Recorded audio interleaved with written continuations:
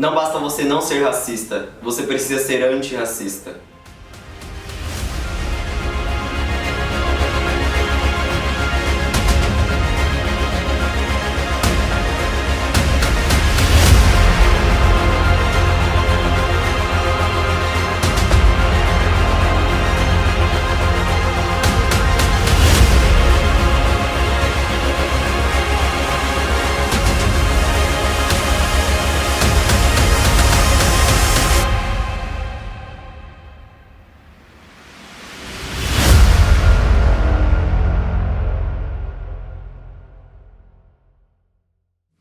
Olá pessoal, meu nome é Robson Marques, eu sou o superintendente do RH da Sercom e essa data ela é extremamente importante para a gente, né? Esse mês, na verdade, o mês da consciência negra, porque ele traz para a gente uma série de reflexões, né? E aqui a gente vai falar um pouquinho sobre ser antirracista. O que é ser antirracista? Então, voltando um pouquinho, é importante a gente entender, esse termo ele surge a partir da Angela Davis, que é uma militante, uma filósofa, uma escritora dos Estados Unidos, e ela diz a frase da seguinte forma: ela diz que uma sociedade racista não basta você não ser racista, é importante você ser antirracista. Ser antirracista é muito necessário, porque quando nós vamos percebendo que se nós passarmos a fazer, não passarmos a fazer parte da solução, nós ainda fazemos parte do problema.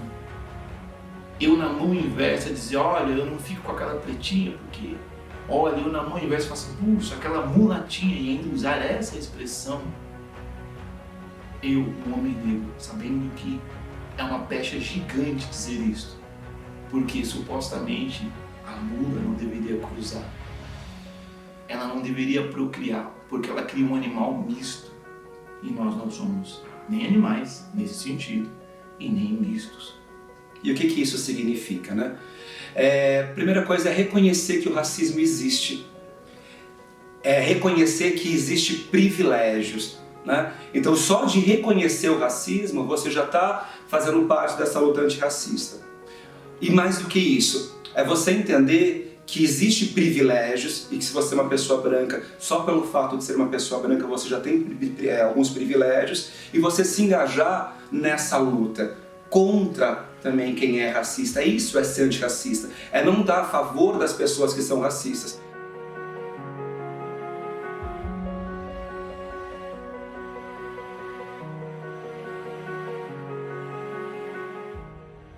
Quando começarmos a ter equidade, que é todo mundo no mesmo padrão, aí sim, tipo, tudo vai fazer sentido, toda a história vai fazer sentido, porque a gente vai lutar por igual. Eu peço muito, muito, muito que a galera que não sofre com isso, não sofre com racismo e nenhum outro tipo de preconceito, que entre nessa luta com a gente também.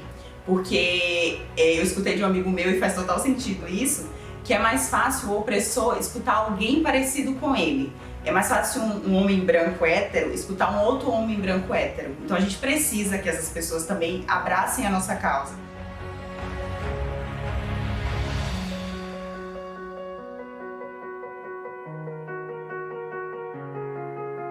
Porque às vezes a gente se coloca nesse lugar, né? De, não, eu não sou racista, ok. Não basta. É preciso entrar nessa luta e lutar junto. Reconhecer os privilégios, procurar saber o que você pode fazer para minimizar ou acabar com essa diferenciação que existe, as diferenças das oportunidades. Então, quando você reconhece isso e usa o teu privilégio para lutar contra isso, você já está fazendo um trabalho, fazendo uma parte importante para ser antirracista.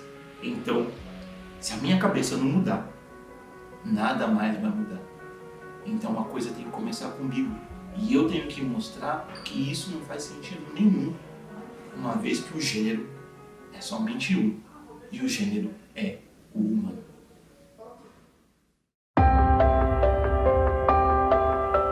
Eu queria compartilhar com vocês um poema, na verdade eu não vou falar muito sobre o poema, mas que ele faz muito sentido para mim.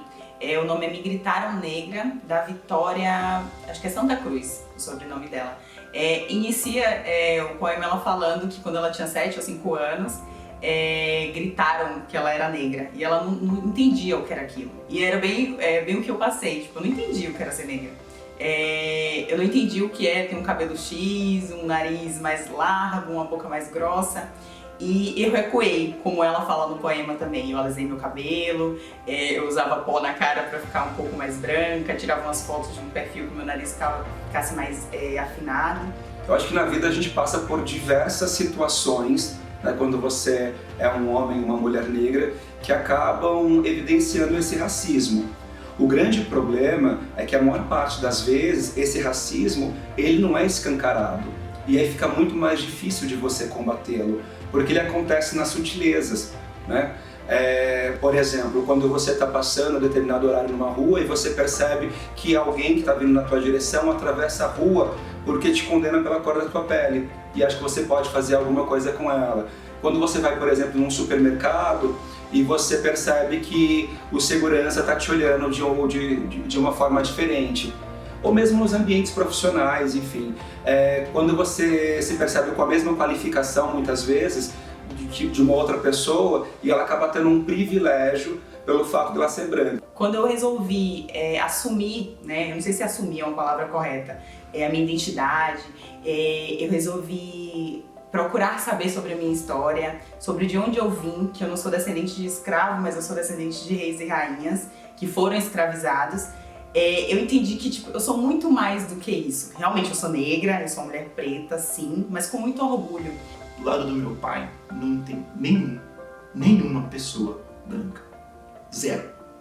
Então nós somos negros vindo diretamente da Abissínia, da região do Baixo Egito, até chegar aqui no Brasil. Do lado da minha mãe, pipoca mistura aqui e ali. Então eu tenho portugueses, tem outra turma aqui, tem europeus aqui e ali fazendo essa mistura. E isto é o blend, é justamente como a gente é. Talvez Nelson Rodrigues resumisse a vida como ela é, e a vida é assim, hiper dinâmica, hiper interessante, e uma das coisas que mais a gente tem problemas é a pessoa fazer uma avaliação sem nem sequer dar uma chance para o conteúdo, pelo aquilo que aparece. Durante toda a minha vida eu acabei passando por situações de racismo, mas como eu disse, a maior parte delas eram situações sutis. E esse é o problema, porque muitas vezes a pessoa ela nem percebe que ela está cometendo um ato racista. E como ele é sutil, fica muito difícil da gente se defender. A gente vive numa sociedade que é extremamente racista, isso é um fato. Então essas situações elas acabam acontecendo no dia a dia. Um exemplo que eu posso citar, um exemplo recente, eu fui numa loja de departamento, estava escolhendo uma roupa e aí tinha outra pessoa próxima ali olhando as roupas e me perguntou se eu sabia se o provador estava aberto ou não da loja, acreditando que eu era um funcionário daquela loja. Então ele já associou o fato de eu estar com uma roupa social e olhando ali as roupas naquela loja que eu trabalhava na loja. Isso é um comportamento sutil de uma sociedade racista. A atitude dessa pessoa deveria ter sido: você trabalha nessa loja? E após a minha resposta, ela fazer a pergunta ou, enfim, se desculpar. Mas ele já diretamente associou que era um funcionário naquela loja. E isso acontece em diversas situações. As pessoas não têm a chance de valer o quanto pesa. Ela olha o invólucro. Ela está mais preocupada com a capa do que realmente com o conteúdo. Ela está mais preocupada com o que parece do que o que realmente é. E nós precisamos parar de pensar no que parece e simplesmente sermos. Nós temos que buscar aquilo que é essencial. Antoine de Saint-Exupéry, no Pequeno Príncipe, define isso de forma brilhante. Nós precisamos descobrir que o essencial é invisível aos olhos. Enquanto a cor da pele for mais importante que o brilho dos olhos, como disse o Bob Marley, nós vamos ter guerra. E as pessoas são sempre muito preocupadas com isso.